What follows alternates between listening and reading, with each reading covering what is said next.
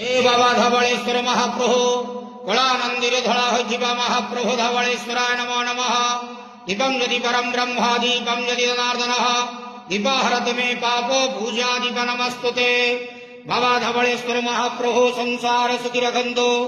आज महाशिवरात्रि जागर उपवास शुभ बुधवार रे समस्त श्रद्धालु भक्त मानक श्रीपद करंतु मनस्कवना पूर्ण करंतु कर्म क्षेत्रोन्नति करंतु ग्रहरिष्टमान खंडन करंतु जगतर मंगल करंतु विश्वर कल्याण करंतु समस्त द्वादशा भक्त मानकर मनस्कवना पूर्ण करंतु सेवकर डाक श्रवण करंतु आपणकर नाम विख्यात करंतु समस्त जागर उपवास व्रतधारी मानकर मनस्कवना पूर्ण करंतु।